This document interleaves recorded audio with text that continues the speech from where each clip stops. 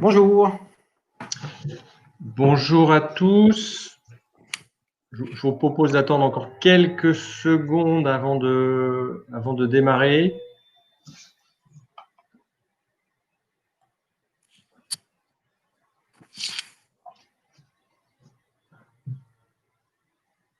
Alors, on laisse jusqu'à 18h01.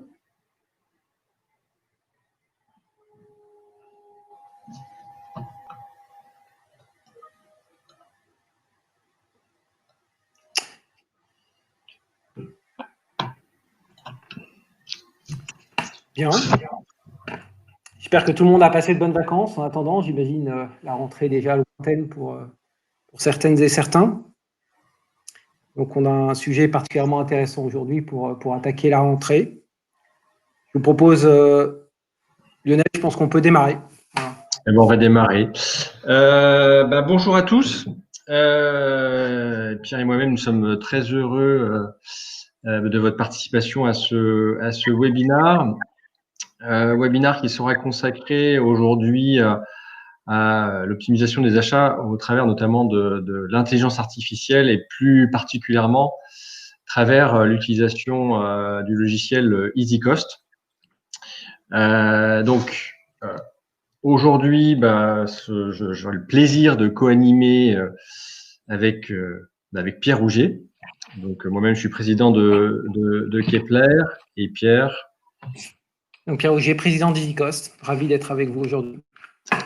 On est à peu près ensemble pour un peu moins d'une heure. Donc, ce qu'on vous propose, c'est que si jamais vous avez un certain nombre de questions, je vous propose d'utiliser justement le Click Meeting. Donc, vous avez possibilité de poser vos questions. Alors, on tentera d'y répondre au fil de l'eau. Sinon, de toute façon, il y a une session Q&A en fin de session. Donc, il y a une fenêtre de chat à droite et puis vous pourrez poser toutes les questions que vous souhaitez. Au menu de ce webinaire, donc très rapidement présentation de Kepler et d'EasyCost. Après, Pierre va vous faire une démonstration du logiciel EasyCost et parlera justement des différentes méthodologies qui sont appliquées sur l'optimisation, donc des stratégies de négociation, de tout ce qui est gestion du panel fournisseur, de rationalisation des part numbers. Et puis enfin, on présentera un certain nombre de cas pratiques que nous menons actuellement ou que nous avons menés. Donc, à la fin, nous essaierons de répondre à l'ensemble de vos questions. Voilà, je vous propose vous avez vu un peu nos têtes, c'est pas le plus intéressant, mais comme on préfère qu'il y ait un peu de bande passante, on va continuer sans. Aujourd'hui, donc on va passer sur les présentations. Donc, Kepler est un cabinet de conseil spécialisé sur l'optimisation de la marge opérationnelle et de l'efficacité. Aujourd'hui, on est plus de 70 consultants sur 4 bureaux, donc Paris, Chicago, Shanghai, Chennai. On a un réseau mondial d'experts. Si on prend Pierre ou moi-même, on a plus de 25 ans d'optimisation des achats derrière nous. Et donc, on a un cabinet qui travaille beaucoup à l'international et on va justement vous présenter des cas concrets, un qui vient des États-Unis et un qui vient plutôt en France. Le cabinet est spécialisé au travers de 4 domaines d'excellence. L'innovation, donc l'efficacité de la R&D, l'open innovation, tout ce qui est optimisation des achats, que ce soit du direct, que ce soit de l'indirect, que ce soit les organisations, la supply chain, l'optimisation supply chain aussi bien pour les industriels que pour la distrib, et enfin les opérations dans lesquelles on parle plutôt de tout ce qui est production, exploitation, qualité, maintenance, etc. Et bien évidemment intelligence artificielle. J'en profite pour faire un peu de pub. Donc la semaine prochaine, le 17, il y aura un nouvel webinaire qui sera organisé autour du Monozukuri. Et notamment le Monozukuri, c'est faire travailler toutes ces différentes personnes ensemble. Donc on aura l'occasion de présenter ça. L'intelligence artificielle Aujourd'hui, c'est un incontournable. On l'adresse dans bon nombre de nos missions au travers de 3 dimensions. Une première qui tourne autour de diagnostic et justement de ce que fait, ce que ne fait pas l'intelligence artificielle par rapport à des problématiques, par rapport à des use cases, des choix, des identifications de solutions et l'implémentation qui va bien toujours sur nos 4 dimensions, hein, code domaine, innovation, procurement, supply et opération. Et enfin, le Digital Booster qu'on va illustrer, puisque c'est en gros une solution efficace et dans quelle mesure on arrive à la booster avec nos clients pour qu'elle donne sa pleine mesure. Et je laisse la parole à Pierre.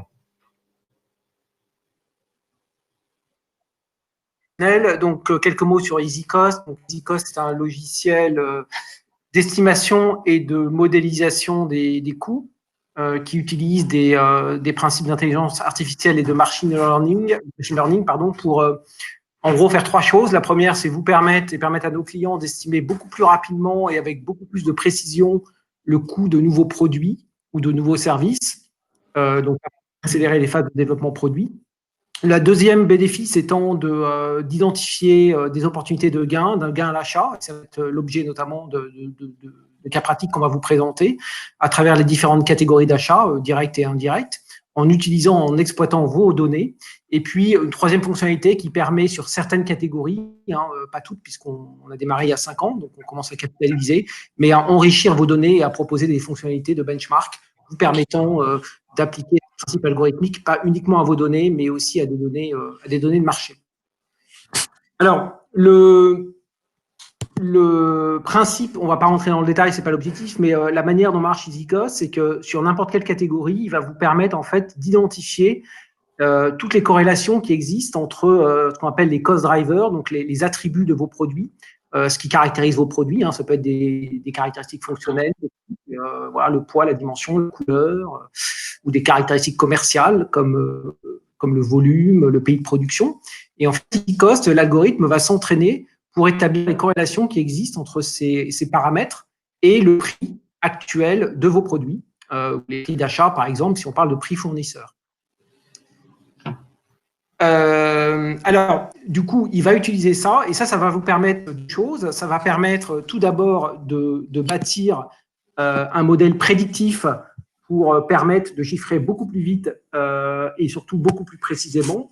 Donc ça permet effectivement d'accélérer les processus de développement, de répondre beaucoup plus vite aux demandes de cotation des clients, d'être plus efficient dans les processus de chiffrage, mais également d'optimiser la marge puisqu'on a un chiffrage plus précis.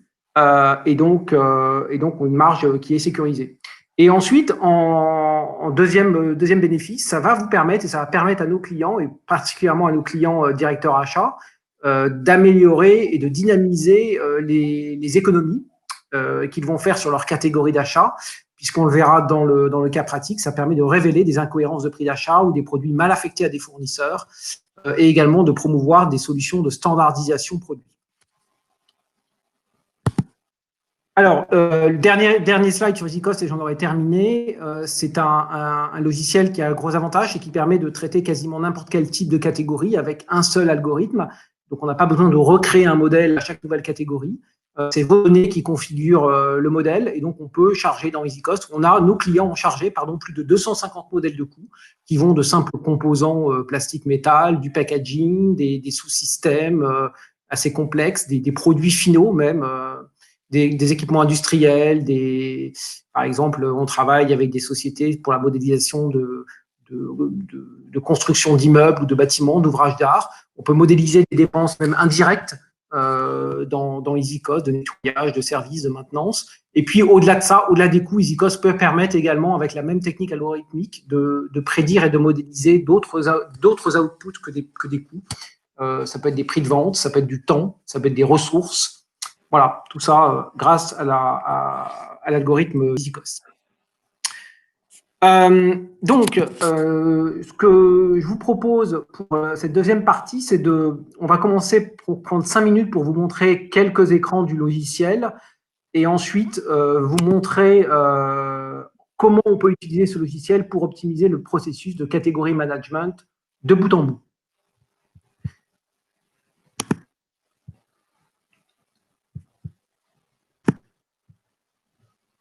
Alors,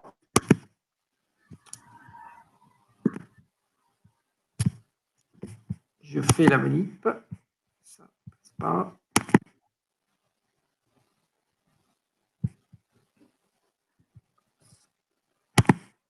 Ah, je retente. J'ai un souci. Lionel, alors on a un problème de passage sur le partage de bureau. C'est pas grave, on va rebasculer sur le technique problématique de bande passante. Désolé, on va continuer la présentation. Une pratique de bande passante sur le logiciel. On verra si ça marche un peu plus tard. On vous la fera plus tard. Donc, je vais passer sur le slide d'après. Donc, ce que permet de faire le logiciel, on va utiliser en fait les techniques logicielles d'analyse des prix, de modélisation des coûts, pour pouvoir optimiser les trois grands piliers du processus catégoriel, qui sont la stratégie d'achat et la stratégie catégorie. Et on verra au travers d'exemples à la fin de la présentation comment EasyCost peut vous permettre d'optimiser la stratégie d'achat. Le deuxième partie, c'est qu'on vous montrera comment EasyCost peut vous permettre d'être plus performant sur les achats projets, et notamment de vous permettre de mieux contrôler le prix des fournisseurs sur les nouveaux projets, de mieux affecter les fournisseurs.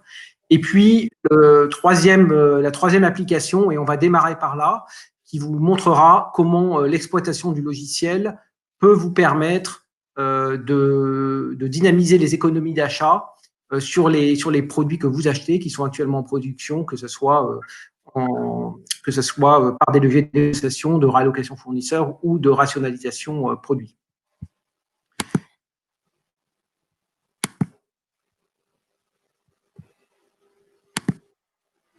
Alors, pour pouvoir, on a représenté ici les trois étapes du processus catégoriel qu'on a l'habitude de scinder en trois. Donc, d'abord, les éléments de stratégie d'achat, faire sa stratégie d'achat. En deux, gérer les achats projets, nouveaux projets, affecter les fournisseurs sur les projets. En trois, les achats série, la production. On a mis ici sur ce slide quelques exemples sur la manière d'utiliser et d'appliquer l'intelligence artificielle sur quelques étapes de ces processus-là. Dans la stratégie d'achat, par exemple, on verra dans cette présentation comment EasyCost peut vous permettre de mieux cartographier les compétences et les zones de compétitivité de vos fournisseurs sur une catégorie. Ils peuvent être compétitifs sur tel ou tel type de produit et pas sur tel autre. Au-delà de ça, ça permet également de comparer des BU ensemble et d'élaborer des roadmaps de réduction de coûts. Ensuite, sur la partie projet, EasyCost peut permettre effectivement d'optimiser le design de nouveaux produits pour optimiser le besoin d'un nouveau produit, la conception pour qu'il coûte moins cher, de promouvoir la standardisation, mais également de mieux contrôler les coûts des fournisseurs et les prix des fournisseurs lorsque vous sélectionnez des fournisseurs sur des nouveaux projets. Et ça, on le verra également dans la présentation. Enfin, sur la partie opération, l'intelligence artificielle donc amenée par EasyCost va permettre trois grands leviers principaux. Un, de dynamiser et d'enrichir les négociations fournisseurs en travaillant sur les incohérences de pricing des fournisseurs. Le deuxième, ça va vous permettre d'identifier des pièces qui seraient mal allouées, pas forcément aux fournisseurs les plus compétitifs, et de révéler effectivement des opportunités de réallocation de pièces sur d'autres fournisseurs. Et puis enfin, vous le verrez également dans cette présentation au travers d'un cas pratique, EasyCost va vous permettre de supporter les activités de rationalisation et de standardisation du nombre de références sur certaines catégories d'achat où il y aurait trop de références et donc une opportunité à réduire ce nombre de références pour gagner plus d'économies.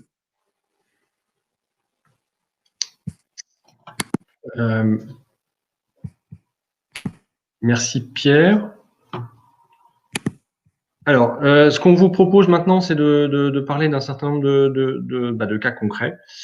4 exactement. Le premier, c'est une mission toujours en cours d'ailleurs, avec un de nos clients américains, où c'était tout un travail d'optimisation, de recherche d'économie,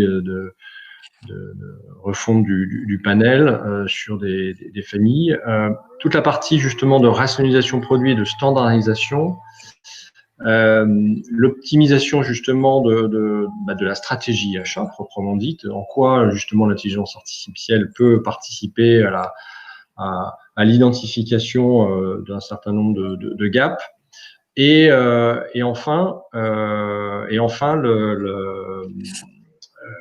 justement aussi dans le processus global de votre organisation, comment EasyCost va modifier finalement le travail aujourd'hui des acheteurs, l'identification des bons fournisseurs, etc., et permettre également des gains d'efficacité et de lead time, chose qui est aujourd'hui assez intéressante. Alors, le cas qu'on va vous présenter, c'est un cas, donc c'est une société américaine, donc qui fait ces magnifiques petits objets. Donc elle fait à peu près 8 milliards, 13 000 employés, et donc le montant des spends est d'environ 5 milliards. Aujourd'hui, on ne traite que, entre guillemets, 1 milliard sur ces 5. Et donc, l'objectif était clairement de faire des économies au travers notamment avec l'utilisation du logiciel EasyCost. Alors, c'est un petit peu dommage, on n'a pas pu vous présenter le logiciel. Je vais peut-être un petit peu quand même le décrire. Alors, vous avez sur le net et sur le site EasyCost plein de vidéos qui vous présentent le logiciel. On sera bien évidemment à votre disposition pour organiser ces présentations. Mais le principe même, c'est un produit, un service est lié à des inducteurs, des choses qui influencent, des choses qui correspondent à des caractéristiques techniques, des dimensions, le poids, la matière, etc. Et puis des éléments relatifs à le fournisseur, le volume, la région, des contraintes diverses et variées, etc. Et tout l'enjeu, c'est de bien comprendre ces inducteurs, ce qu'on appelle les cost drivers. Donc, toute la première partie, la partie préparation, c'est justement d'identifier les familles qui sont éligibles par rapport à un certain nombre de critères, d'identifier avec le client, avec l'engineering, avec les achats, les fameux inducteurs, et puis de constituer la base. La base, elle va s'articuler autour de déjà où on va trouver ces informations. Ces informations, elles peuvent être dans les ERP, elles peuvent être sur des normes, elles peuvent être sur des plans, elles peuvent être sur votre éditeur achat, etc. Donc, il va falloir qu'on identifie justement les sources associées à ces différents inducteurs. Après, finalement, on fait travailler pour des questions notamment économiques, nos équipes en Inde, donc dans une logique d'offshoring, et ce sont des équipes en Inde qui vont analyser toute la matière des plans, des normes, etc., et qui vont justement faire la base de données et la qualifier. Une fois cette base qualifiée, on va la rentrer dans EasyCost, on va modéliser justement, et on va commencer entre guillemets à jouer avec EasyCost, et pour créer les premiers modèles. Au fur et à mesure, on va affiner ces différents modèles pour arriver à l'étape 4, qui est justement l'identification des opportunités. Donc les opportunités en termes de négociation, des opportunités en termes de réallocation de parts de marché chez les fournisseurs, et également des opportunités visant à rationaliser les part numbers. La partie exécution, c'est supporter les clients par des préparations de négociations, et puis renégocier avec les fournisseurs, on va le voir comment, et valider les différentes économies. Donc ça, c'est les étapes sur lesquelles vous pouvez être bien évidemment autonome, mais Kepler peut apporter également son aide par rapport à ces différentes étapes. Alors le périmètre, c'était, alors je vais présenter un exemple très simple. Ce sont des fixations diverses et variées, des colliers, des autres, etc. Donc le périmètre, il était environ de 80 millions. Donc il y avait 14 familles, il y avait 232 fournisseurs. Alors dans les faits, on a traité que 55 millions, puisque il y avait des pièces en fin de vie, il y avait des pièces imposées, il y avait différentes contraintes, des pièces à très faible volume, etc. Donc le périmètre réel sur lequel on a travaillé était de 55 millions. Alors, pour illustrer un petit peu le travail, notamment des équipes en Inde, vous voyez un exemple. Donc là, vous voyez donc, une fixation donc avec un certain nombre de caractéristiques techniques, donc le type de tête, etc., la longueur et autres, et puis des informations qui sont plus liées aux fournisseurs, aux dépenses, au volume, au prix, etc. Et puis vous avez des plans. Et donc tout le travail des équipes en Inde, ça a été justement d'analyser ces plans, de dire voilà telle information elle est là, etc. Alors bien sûr, on regarde des solutions d'intelligence artificielle autour de l'analyse des plans, mais c'est pas encore complètement optimal. Et donc, on fait quand même aujourd'hui aussi un travail potentiellement manuel, mais un travail qui est quand même assez riche pour justement avoir les informations les plus précises. Alors, j'insiste bien là-dessus. On est face après aux fournisseurs. Donc, fournisseur, il y a la crédibilité, il y a je suis capable d'appuyer entre guillemets là où ça fait mal. Et donc le mettre face à ses entre guillemets ses responsabilités, des incohérences. Donc, il faut être très précis par rapport à cette étape-là.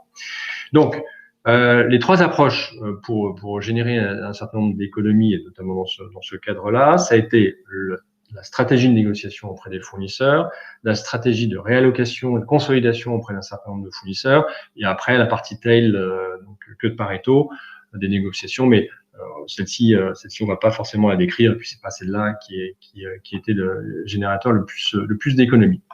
Donc on va passer sur la partie stratégie des négociations, et pour ce faire, alors désolé, puisque vous n'avez pas pu voir l'écran, mais on commence un petit peu à le voir. Donc, une des illustrations du logiciel, c'est vous avez ici toutes les part numbers. Vous avez ici le prix réel qui a été payé et ici le prix estimé par le logiciel. Donc, le logiciel va recalculer tout ce que entre guillemets vous auriez dû payer. Et ça veut dire quoi? Ça veut dire que tous les prix qui sont en rouge, les pièces qui sont en rouge, a priori, potentiellement, vous avez peut-être un peu surpayé, et tous celles qui sont en bleu, globalement, potentiellement, c'est plutôt pas mal. Et donc, il y a plusieurs niveaux d'économie et de savings qu'on va calculer. La première, c'est déjà de dire, on va réaligner les pièces en rouge par rapport à la ligne verte, entre guillemets, là où, globalement, les pièces devraient être achetées. Et le deuxième, c'est de dire, ouais, mais globalement, non, le référence, en réalité, c'est les pièces bleues. Et donc, on va modéliser par rapport aux pièces bleues. Donc ça nous donne un premier niveau d'économie. Et dans le cas présent, on était environ sur 5 millions. Après, il y a tout un travail d'analyse produit par produit. Donc là, ce graphe, vous voyez, donc on a modélisé donc là, par exemple, il y a deux références de part number. Techniquement, ici, ce sont des pièces qui sont similaires, c'est-à-dire qu'elles ont des caractéristiques techniques très proches, donc de longueur, matière, etc., mais avec des écarts de prix très significatifs. Alors, généralement, celles-là, on les aime bien parce que c'est souvent un message direct au fournisseur et qui nous explique pour X raisons que oui, c'est des vieux prix, c'est ceci, etc. On va mettre à jour et on a des économies. Celui-ci, ce carré est aussi intéressant. C'est des pièces qui sont toujours relativement similaires, mais avec des écarts de prix qui sont moindres. Et là, on va aussi se poser des questions en termes de standardisation. Pourquoi finalement il y a des pièces qui sont très très proches? Est-ce qu'il n'y a pas moyen finalement d'aller que sur une pièce et donc globalement d'augmenter les volumes, de renégocier, etc., etc. Pierre vous montrera des approches encore plus poussées pour aller sur justement la standardisation. Donc, ce sont des éléments sur lesquels on va s'appuyer sur les négociations. J'insiste beaucoup sur la crédibilité face aux fournisseurs, et donc on est dans l'obligation d'être très précis par rapport aux différents éléments. Donc, tous ces points-là, on les explique. On dit voilà les différentes caractéristiques. Voilà, il y a que celle-là qui est modifiée, le time mark. On a des écarts de prix très significatifs. Monsieur le fournisseur, merci de nous donner un certain nombre d'explications. Alors, des fois, il y a des très bonnes explications. Ça veut dire que finalement, il y a des caractéristiques techniques qu'on n'a pas pris en compte, des inducteurs, etc. Et donc, ça permet d'enrichir encore le modèle et de le rendre encore plus précis. Mais dans un certain nombre de cas, le fournisseur revient avec justement des baisses notables. Et c'est ce qu'on attend aussi un petit peu de ces négociations. L'autre point qui est très important, c'est le kit de négociation. Donc, on apporte aux clients des kits très robustes de négociation, basés pas uniquement sur des aspects coûts, entre guillemets, mais aussi sur des analyses du panel en termes de QCD, de performance QCD, donc sur les différentes performances. On utilise aujourd'hui beaucoup Power BI pour tout ce qui est formalisation, etc. En termes de visuel, etc. C'est très très utile. C'est un petit peu une sorte de tour de contrôle apporté aux acheteurs de telle manière qu'ils se concentrent sur la valeur ajoutée face aux fournisseurs. Et donc, on utilise toutes ces analyses et notamment, on est capable de dire part number par part number quel est le prix cible. On va passer sur la partie réallocation du panel fournisseur. Alors là, c'est juste un exemple. Donc aujourd'hui, le logiciel, désolé pour la non-démonstration, mais est capable de, donc, par rapport à une pièce donnée, on est capable de faire chiffrer n'importe quel fournisseur par rapport à cette pièce donnée. Donc, pour une caractéristique donnée, le fournisseur 1, il a chiffré telle pièce à tel niveau de prix, le fournisseur 2 à tel niveau, le fournisseur 3, etc. Donc ça, c'est un exercice qu'on fait sur toute la base. Donc vous retrouvez la base qui est ici. Donc ça veut dire que globalement, le fournisseur qui est le fournisseur 2, par exemple, globalement, il est bien positionné sur les part numbers en vert. Par contre, c'est pas le mieux disant sur les part numbers rouges. Donc vous voyez globalement, le panel, il est, à peu près bon à 50%. Alors, ça s'explique par plein de choses, historiques, ceci, etc. Bref. Donc, on refait une version, entre guillemets, cible, complètement théorique, c'est-à-dire que dans un monde idéal, finalement, si on réalloue par rapport aux meilleurs fournisseurs, ISO qualité donnée, bien évidemment, voilà ce que ça donne. Et après, il y a la réalité. La réalité, c'est que finalement, il y a les fins de vie, finalement, on va pas changer, finalement, il y a des ROI en termes d'outillage, etc., etc. Donc, globalement, la réalité, ça va donner ça. Donc, vous voyez, par exemple, là, on a 3 millions et au final, on a obtenu 2 millions, 2 millions. On a bien sûr refait une passe par un processus d'appel d'offres pour avoir les conditions optimales. Et là, vous voyez une autre illustration. Donc, c'est une illustration de Power BI. Vous avez la situation actuelle, donc avec la répartition. Donc là, c'est une répartition par chiffre d'affaires. Et finalement, la nouvelle allocation, finalement, le fournisseur 1, qui n'est pas des plus, il se retrouve avec un chiffre d'affaires très conséquent. Le fournisseur 5, lui, il aura une baisse assez significative. Et on va se poser des questions. Finalement, le fournisseur 3, il n'a plus que quelques pièces. On peut se poser la question de la rationalisation pour dire, finalement, de ce panel, j'en avais 5, il y en a un qui booste, et puis finalement, est-ce que j'en ai pas besoin de 4? Donc ça, c'est un exercice qu'on fait pour, au final, donc ça, c'est le niveau d'économie qu'on a obtenu. Donc, on a obtenu 5 millions, donc un petit peu moins que ce qu'on avait targeté en middle. Et on est sur à peu près 10% du scope agressable en termes d'économie, ce qui est très bien. Enfin, les clients étaient particulièrement contents par rapport à ces niveaux d'économie. Et donc aujourd'hui, on est à peu près sur 1 milliard de dépenses. Et vous voyez les pièces qui sont là. Donc c'est des pièces beaucoup plus entre guillemets stratégiques pour ce constructeur, avec des niveaux d'économie aussi très significatifs. Donc voilà un premier exemple. Et maintenant, je laisse la parole à Pierre qui va vous présenter un autre exemple.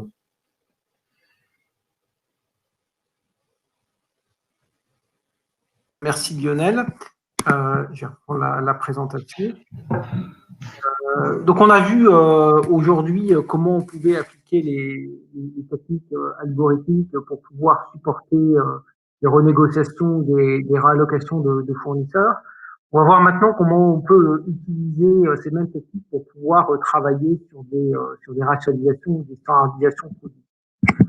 Donc là, on est sur un cas un peu différent, plutôt dans des biens de consommation, sur des aérosols, avec une situation où l'acheteur avait un portefeuille historique qui avait, comme on dit dans le jargon, proliféré, c'est-à-dire au fil des années, je dirais les équipes marketing notamment avaient créé énormément de références de bouteilles, de cannes. On était à plus de 300 références, créant ainsi beaucoup de complexité opérationnelle pour la supply chain, pour les usines, bien entendu pour les acheteurs.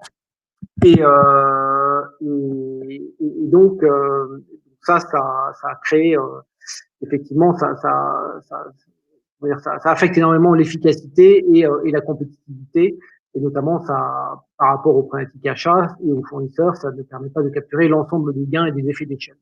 Donc l'objectif de ce pilote était d'identifier des scénarios possibles de rationalisation et de le faire dans une logique un peu business case d'abord, en exploitant la donnée disponible des clients. Alors pour faire ça, en fait, on a d'abord travaillé sur l'identification de ce qu'on appelle de complexity driver, les paramètres qui génèrent et qui créent de la diversité sur ces aérosols. Donc quand on regarde une bouteille d'aérosol comme ça, en fait, on s'est aperçu qu'on avait plus d'une quinzaine de paramètres qui généraient de la diversité. On avait typiquement la contenance. Hein, on avait des flacons qui allaient de 25 à 150 ou 250 millilitres. Le diamètre inférieur, diamètre supérieur, la hauteur, la forme même, le type de forme de la bouteille, le type de vernis, etc. Donc on avait tout un tas de ce qu'on appelle de drivers de complexité, de paramètres qui induisaient de la diversité et créaient des références pour à la fin arriver à ces 320 références. Alors, le processus qu'on a utilisé en 3 étapes a été, d'abord de définir quels étaient les niveaux de flexibilité dans lesquels on pouvait jouer pour pouvoir, je dirais, rationaliser et standardiser les références. Est-ce qu'on peut remplacer jusqu'où on peut, on va dire, faire bouger un diamètre de 25 mm? Est-ce qu'on peut le remplacer jusqu'à 30, jusqu'à 35, jusqu'à 50? Et ça sur chacun des drivers de complexité. Donc fixer les limites de flexibilité qu'on s'autorise pour pouvoir, bien entendu, standardiser une référence sur une autre. De toute façon, il faudra faire bouger ces paramètres-là. Deuxième étape, à partir de là, une fois qu'on a défini les zones de flexibilité dans lesquelles on pouvait jouer, on a fait tourner les algorithmes pour être capable de nous proposer différents scénarios, on le verra après, d'économie versus d'accessibilité, c'est-à-dire de complexité mise en œuvre. Et enfin, il a fallu confronter ces scénarios un petit peu théoriques, puisqu'on reste dans une approche assez théorique, à la réalité industrielle, puisque forcément, après, on va avoir des contraintes industrielles qui font qu'une pièce qu'on avait potentiellement prévu de bouger, de standardiser, pour tout un tas de raisons, fin de vie, outillage trop onéreux, etc., la réalité fait qu'on peut pas forcément viser le scénario théorique. Alors, la première étape, ça a été de se dire, ben voilà, sur chacun des drivers de ce qu'on appelle des paramètres de diversité, qui créent de la diversité sur les bouteilles, et je reprends les volumes, la forme, le diamètre, la pression à laquelle elle doit résister, etc. On a défini ce qu'on appelle des matrices de flexibilité qui permettent de dire, ben voilà, sur chaque contenance, par exemple, la contenance 50 millilitres, ben, je vais pas la bouger. Par contre, la contenance, je peux la remplacer par exemple potentiellement par du 75 et du 100. Par contre, voilà, le 100 millilitres, jamais j'irai le remplacer par du 50 ou du 75 parce que je ne peux pas me permettre de descendre. Donc sur chacun des drivers, on a fixé par ces matrices de correspondance quelle zone de flexibilité on peut s'autoriser pour faire bouger le design du produit de manière à le standardiser sur un autre. Et ça, donc, ça a été généré, bien entendu, sur des milliers et des milliers et des milliers de combinaisons qui ont permis, en fait, d'identifier ce qu'on appelle cette matrice de flexibilité qui permet de positionner l'ensemble des 320 produits en appliquant en ordonnée et de dire pour chacun des produits, par quel produit, potentiellement, on peut le substituer. Donc, par exemple, dans l'exemple que vous voyez ici, on voit que le produit 1 qui se situe ici, ce produit A, pardon, on peut le remplacer par un produit B parce qu'il existe un point bleu correspondant. En revanche, ce même produit A, jamais il ne pourra être remplacé par le produit C puisqu'il n'y a pas de correspondance identifiée dans la matrice de flexibilité. Une fois qu'on a fixé ce niveau de contrainte pour l'algorithme, on fait tourner l'algorithme et là, ce que sort l'algorithme, c'est qu'il va créer en fait des milliers et des milliers de scénarios où il va essayer de créer ce qu'on appelle des clusters. Donc un cluster, c'est qu'il va essayer de regrouper dans les limites de contraintes de flexibilité qu'on a fixées, il va essayer de créer des paquets homogènes de références qui a priori se ressemblent. Alors quand on dit a priori se ressemblent, on va faire, alors sans rentrer dans le détail du modèle mathématique, mais on va faire des calculs de distance. On va essayer de trouver des centroïdes, ici, cette référence que vous voyez en rouge. Et on va faire des calculs de distance. Un calcul de distance, en fait, la distance est d'autant plus grande que ce produit est techniquement différent de celui-là. Hein, si on a par exemple des volumes ou des formes qui sont très proches, la distance va être très faible. Et à contrario, si le volume ou la forme est très différente, la distance va être beaucoup plus importante. Et donc à partir de là, ces milliers de scénarios vont créer des scénarios de clusterisation qui vont être quantifiés selon deux critères. Un critère qu'on appelle d'économie, à chaque fois qu'on remplace, par exemple, ces 4 références vers celle-là, on génère potentiellement une économie, puisqu'on va essayer, l'algorithme va aussi essayer de s'aligner si possible sur la référence qui est la plus compétitive. Économie qui est liée à deux effets. Un, l'alignement sur, a priori, le prix le moins cher, en tout cas qui maximise l'économie. Ça, c'est le premier niveau. Et puis, un deuxième niveau d'économie incrémentale, puisqu'en fait, on va également venir calculer l'impact économique lié à l'effet volume. On va consolider plus de volume sur une référence. Ça caractérise ce qu'on appelle le niveau d'économie de l'enjeu. Et puis, l'algorithme va calculer, pour chacun des scénarios, et encore une fois des milliers de scénarios, une deuxième note, qui est la note d'accessibilité. Et la note d'accessibilité va mesurer la distance qu'il y a entre, quelque part, chacun de ces 4 points et le centroïde vers lequel on standardise ces produits-là. Et donc, plus la distance est faible, veut dire que plus techniquement ces produits sont proches de ce point rouge, plus l'accessibilité sera importante. Et à contrario, si on est sur des scénarios où on essaie de regrouper des produits qui ont une distance plus importante, c'est-à-dire qu'ils vont être techniquement plus éloignés, eh bien la note d'accessibilité va être beaucoup plus faible. Et donc, ce que sort une fois que l'algorithme a généré ces milliers de scénarios, vous voyez deux courbes ici. Ces courbes vous indiquent deux choses. La courbe bleue vous indique pour chacun des scénarios comment évolue. Donc, pardon, excusez-moi, je vais commencer sur le nombre d'abscisses ici. C'est ici le nombre de références qu'on arrive à réduire. Hein, donc ici, on a 100 références, etc., jusqu'à 69. Donc, plus on va vers la droite, plus on réduit le nombre de références. D'accord ? Les axes désordonnés vous donnent sur la gauche le montant d'économie généré chacun des scénarios, et l'axe à droite vous donne ici la note d'accessibilité. Donc vous voyez que quelque part, plus on va vers la droite, plus on va commencer à générer des cellules, d'accord ici. Donc ici, on va être plutôt sur des scénarios dans cette partie verte où on va avoir finalement peu de réduction du nombre de références, on va peu supprimer de références, et on le voit, c'est-à-dire qu'on va avoir une accessibilité très forte, puisque finalement on réduit peu de références, donc c'est assez facile à faire, et par contre assez peu d'économie, d'accord, puisque la ligne, vous voyez que la ligne bleue est ici. On appelle des quick wins, c'est-à-dire ça peut être des scénarios de standardisation où effectivement on coupe peu de références, c'est facile, mais ça ne rapporte pas beaucoup. Ensuite, ici, on va rentrer dans une zone avec des scénarios de rationalisation plus intéressants, où effectivement on va voir notre niveau d'économie qui va augmenter progressivement au fur et à mesure, bien sûr, que le niveau d'accessibilité va diminuer, hein, puisque forcément, plus on va tuer de références, plus on va, on va dire, venir standardiser toutes nos références sur un nombre limité et donc des distances plus fortes.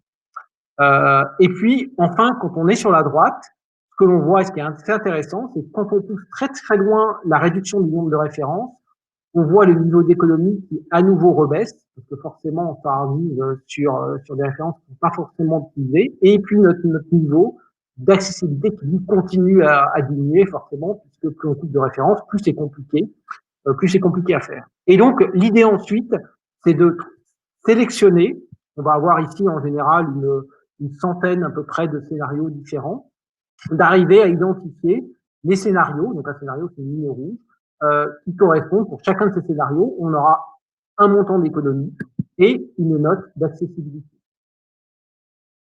Une fois que ces scénarios ont été simulés par l'algorithme, eh bien l'idée c'est de les positionner dans cette matrice et de travailler sur une logique plus opérationnelle. Donc, l'algorithme nous a sorti, par exemple, ici, sur un scénario qu'on aurait sélectionné, un scénario théorique, hein, et vous voyez que dans ce scénario théorique, il a laissé un certain nombre de références en points rouges isolés qu'il n'a pas réussi à standardiser, voilà, parce qu'elles étaient trop éloignées. Et puis, dans ces patatoïdes rouges que vous voyez, ce sont les références qu'il a réussi à standardiser. Donc, si je prends ce premier cluster, le logiciel propose de standardiser ces 3 produits sur celui-là. Si je prends le cluster du bas, il propose de standardiser ces 8 produits sur celui-ci. Et donc, vous voyez, dans ce scénario, on avait ça a généré 15% d'économie avec une réduction de 50% du nombre de références. Ensuite, ce que l'on fait et ce que l'on a fait en ce client, c'est de confronter ce scénario un petit peu théorique en intégrant des contraintes opérationnelles qui consistent à dire, bah oui, mais attention, il y a certaines références où finalement le produit est en fin de vie, l'outillage et le montant d'investissement qu'il faudrait pour pouvoir arriver à transférer ce produit est trop important. Le fournisseur, on peut pas lui enlever ce produit-là, etc. Et donc, on intègre des contraintes opérationnelles non prises en compte dans l'algorithme pour arriver sur un scénario qui soit plus réaliste. Et typiquement, sur ce cluster-là, on a décidé que finalement, eh bien, on allait finalement le scinder en deux et même garder certaines références isolées. Donc, avec forcément moins de réduction du nombre de références, puisqu'en l'occurrence, on est passé d'une réduction théorique de 50% à une réduction finalement réelle à la fin de 25%. Et puis, bien entendu, du coup, un niveau d'économie qui est un peu déprécié, en l'occurrence 8% dans cet exercice-là. Voilà. Voilà sur la manière d'utiliser pareil ces techniques algorithmiques. Alors autant dans le premier exercice de négociation, on était sur des techniques algorithmiques de type forêt aléatoire, donc basées sur des arbres de décision.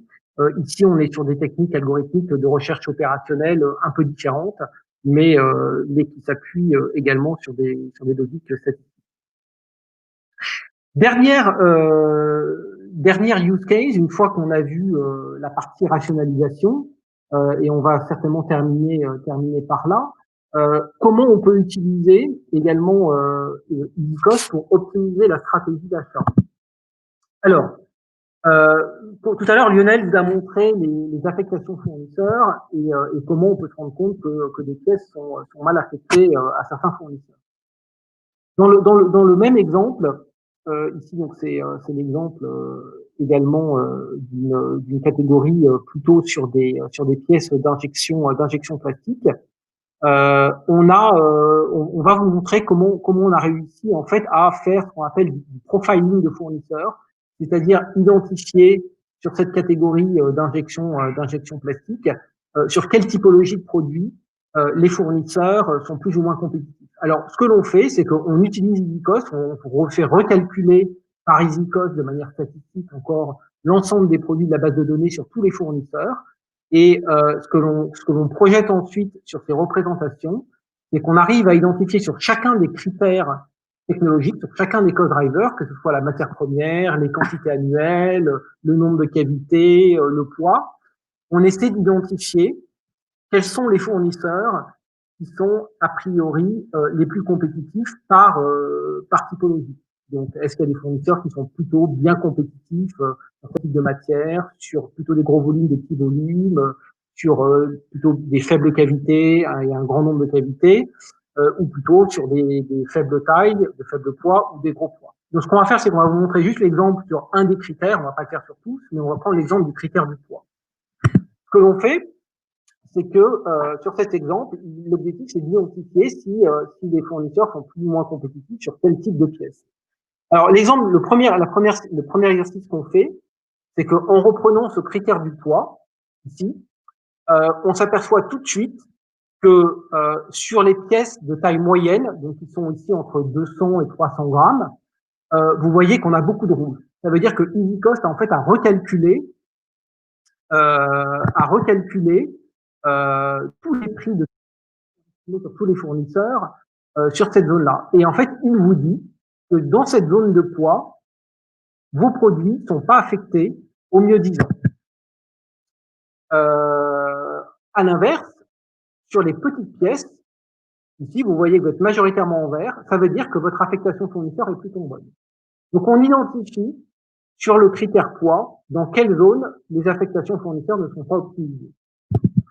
Une fois qu'on a fait ça, on reprojette, on essaie de cartographier ici, pareil, par typologie de poids, du plus faible au plus grand. On s'aperçoit que toujours dans cette zone, des 200 à 300 grammes, en fait, on s'aperçoit que les fournisseurs actuels, si on regarde comment vous avez réparti votre allocation, c'est essentiellement les fournisseurs 5, 2 et 4. Hein, donc le fournisseur violet, le 5, le fournisseur rouge, le 4, et le fournisseur orange, le fournisseur 2. Et donc, ensuite, on fait tourner donc le logiciel EasyCost pour pouvoir redéfinir une affectation cible. Et ce que vous donne EasyCost, il vous dit, ben voilà, sur ce critère du poids, a priori, donc votre panel est bien structuré sur les petites pièces et sur les grosses.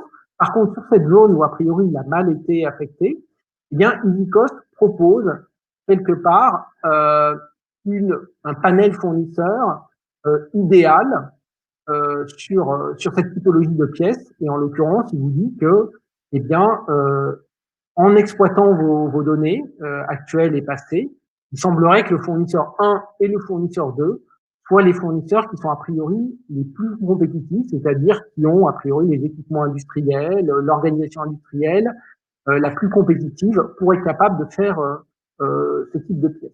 Et donc, ça vous donne une idée de la manière de réorienter votre panel fournisseur vers ces fournisseurs-là qui présentent a priori les meilleures compétences. Et donc, l'objectif, c'est de pouvoir faire cette analyse sur l'ensemble des critères de segmentation technologique de votre famille, encore une fois, sur le poids, sur les matières, sur les tonnages de presse, pour arriver quelque part à mieux identifier sur quelle zone et quel sous-segment les fournisseurs sont réellement les plus compétitifs. Voilà. Donc, c'était un exemple d'utilisation du logiciel pour revoir et réorienter vos stratégies d'achat. Et donc, ce que je vous propose, c'est de passer au chat, puisqu'il nous reste maintenant 10 minutes. Alors, les modèles paramétriques ne nécessitent pas une forte volumétrie par pièce pour être pertinents. Alors, on est dans ce cadre-là, d'abord, on n'est pas sur des modèles paramétriques. Alors, ce qu'on appelle modèle paramétrique, c'est souvent des modèles qui sont décrits par des équations. Donc, dit précision, ici, on est sur des modèles de machine learning, donc justement non paramétriques, qui sont basés sur des arbres de décision. Alors, pour répondre à la question, ce qui nécessite, c'est surtout un nombre minimum de références. C'est-à-dire que pour pouvoir entraîner les algorithmes, il faut les entraîner sur des bases qui présentent suffisamment de références. Alors, ça va dépendre de la complexité des produits, mais en général, on considère qu'il faut avoir une centaine de produits pour commencer à faire tourner des modèles assez pertinents. Voilà. Alors après, si vous en avez 200, 300, 500, c'est encore mieux. Mais à partir d'une centaine de produits, on peut commencer à entraîner l'algorithme pour qu'il puisse apprendre correctement.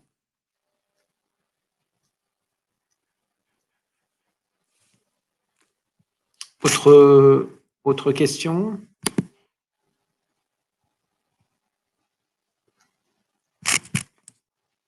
Ça va venir, ça va venir. J'aurais essayé je suis bloqué sur le partage, je pense que c'est la connexion qui ne marche pas.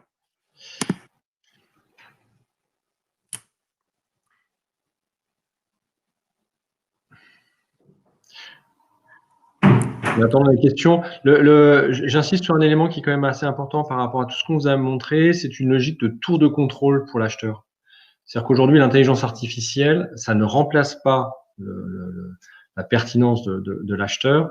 Par contre, ça vient l'aider dans ses négociations, dans justement la définition de la bonne stratégie d'achat, etc. Chose que il a du mal à faire. Vous voyez, faire une rationalisation sur 400 références, c'est pas complètement évident.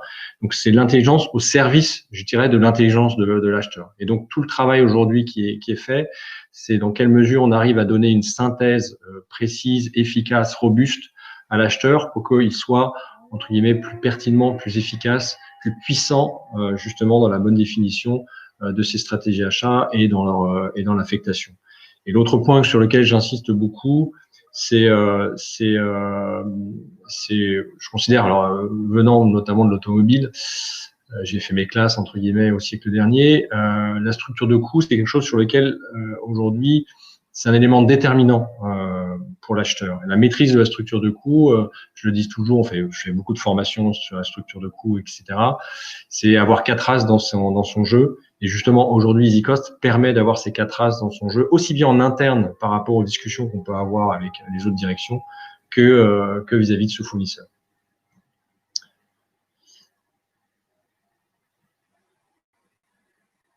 Alors, il semblerait que je sois tout seul. Pierre a été déconnecté, malheureusement. Celui-ci, il a déjà été utilisé sur des achats non stockés.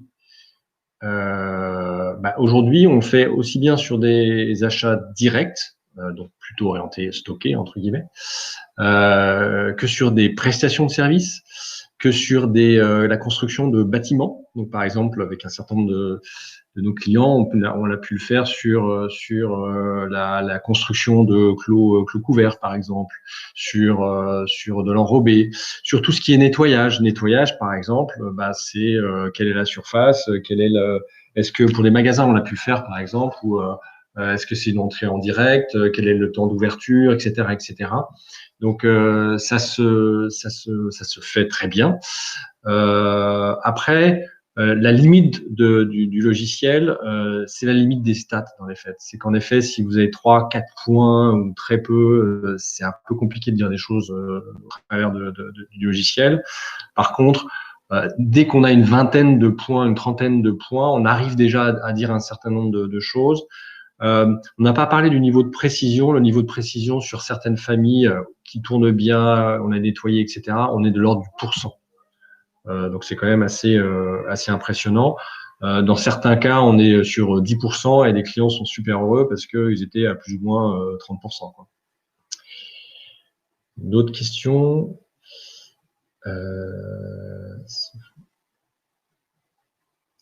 Alors, les évaluations se font à l'intérieur d'un unique client ou compare les coûts sur un ensemble de clients. Alors, on a 2 fonctionnalités. Donc là, on vous a présenté qu'une fonctionnalité. C'est la fonctionnalité, entre guillemets, je suis un client et j'utilise aujourd'hui mes bases et donc comment je peux mieux exploiter mes bases. On a également une fonction de benchmark où on est capable de comparer. Ah, Pierre est revenu. On est capable de comparer pour un même technologie, on va dire par exemple du die casting, du plastique, du nettoyage, etc. On est capable de comparer en effet toute société à partir du moment. Donc, il y a à partir du moment où on s'est mis d'accord sur les mêmes inducteurs. Parce que quelque part, on compare, on n'a pas pu présenter le logiciel, mais on compare un certain nombre de colonnes, entre guillemets, donc des inducteurs. Donc, à partir du moment où on a les mêmes inducteurs, on est capable de comparer. Alors, c'est d'autant plus intéressant que, justement, des fois, on est capable de dire, oui, mais l'automobile ceci, oui, mais l'aéro ceci, etc. Là, c'est très factuel. On est capable de dire, voilà, l'explication.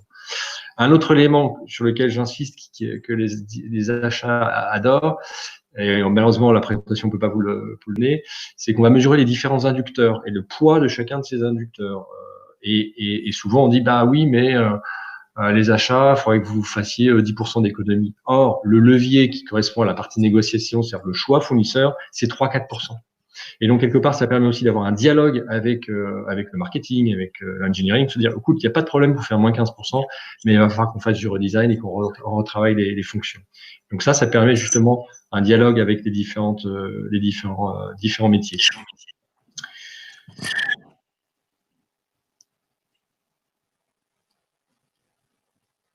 Alors, Pierre, je crois que tu avais eu des discussions justement dans le textile. Ouais, dans le textile, on a fait des projets plutôt sur des enseignes de distribution avec des marques propres. Voilà, c'est un peu pareil. Un textile, c'est des caractéristiques techniques. Et donc, à partir de là, on est capable, en effet, de dire je sais pas, un pull ou un certain nombre de caractéristiques. Voilà, les caractéristiques correspondent au dimensionnement, qui correspondent à c'est quoi le type de couture. On l'avait regardé pour les chaussures, par exemple, etc. Et donc, on avait créé des modèles, alors qui n'étaient pas 100% nickel, parce qu'il y avait un certain nombre de données qui manquaient, mais qui étaient déjà des données, enfin déjà des résultats intéressants. Autre question. Excellente question. C'est parfait. C'est parfait. Donc, comment sont définis les critères pour les achats de produits complexes achetés sur des cahiers des charges plus fonctionnels que techniques? Eh bien, dans les faits, les inducteurs, ce sont le cahier des charges fonctionnel, F1, F2, F3, etc. On l'a fait, par exemple, pour un certain nombre de clients sur la climatisation. Et donc, la climatisation, si vous regardez un climatiseur, c'est un peu technique comme produit, si on l'ouvre, etc. Et donc, on a raisonné fonctionnel, justement. On a regardé, ben voilà, c'était pour telle surface, la température doit être de temps, etc. Et donc, à partir du moment où on est capable de caractériser ce que vous achetez d'un point de vue fonctionnel, ben, une fonction, c'est un inducteur. Donc, en réalité, c'est quelque chose qui va influencer justement le coût. Donc, ça marche aussi très bien. Oui, on a des clients dans l'aéronautique. On a des clients dans l'aéronautique et on s'est bien amusé avec eux parce que il y avait 4000 plans ou 5000 plans, je sais plus, qu'on a travaillé. Donc c'est sur des produits, des pièces très complexes, hein, donc des pièces en composite et autres, etc. Et donc on s'est bien amusé avec nos équipes en Inde pour justement constituer la base. Et là c'est un truc de, ouais, faut rentrer dedans, quoi.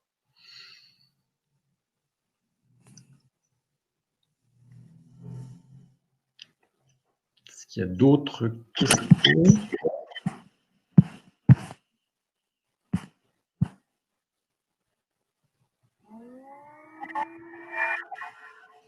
Ah, je vois que les gens écrivent, donc il y aura peut-être des questions. Bien. On enverra le lien vers la démonstration du logiciel. Il y a un problème technique avec le logiciel du webinaire qui ne nous permet pas de… Alors, à quel type de produit? Alors, bon, EasyCost s'applique à un grand nombre de produits. Je dirais, plus le produit est ingénieré, c'est-à-dire plus il y a de la valeur ajoutée, plus il va s'appliquer. C'est-à-dire que, à contrario, les produits qui ne s'appliqueraient pas du tout à EasyCost sont, par exemple, de la matière première pure. Pas d'intérêt à modéliser des produits qui sont sur des prix de marché, hein, du plastique pur, de la matière première, pas d'intérêt. Plus vous allez sur des produits où vous avez une valeur ajoutée de transformation, plus ça va être intéressant. Donc, le plus simple étant, bien entendu, des composants, du plastique, du métal, etc. Et plus vous allez sur des produits qui sont transformés avec des sous-ensembles, de la valeur ajoutée, de la complexité, plus ça va être intéressant parce que justement, c'est compliqué en général d'arriver à modéliser simplement le coût. Et là, EasyCost va vous permettre de le faire.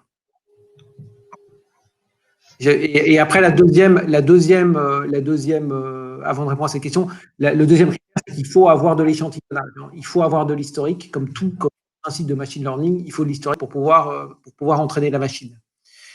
Sur la deuxième question, les évolutions technologiques. Alors, EasyCost vous permet de chiffrer et de deviser des prix sur de l'innovation incrémentale. C'est-à-dire que comme tout algorithme de machine learning et d'intelligence artificielle, il va apprendre sur le passé ou sur ce qui existe pour être capable de prédire l'avenir. Donc, je reprends l'exemple de la vis, hein, par exemple.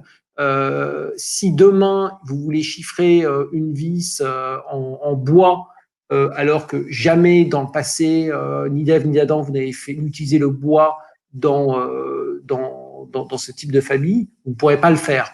D'accord ? Il faut qu'il y ait au moins quelques points d'apprentissage. Donc, le gros intérêt d'EasyCost, c'est justement d'automatiser le chiffrage de l'innovation incrémentale, ce qui en général est 80 ou 85% des innovations des produits des sociétés, pour justement pouvoir redégager des ressources sur le chiffrage de l'innovation de rupture.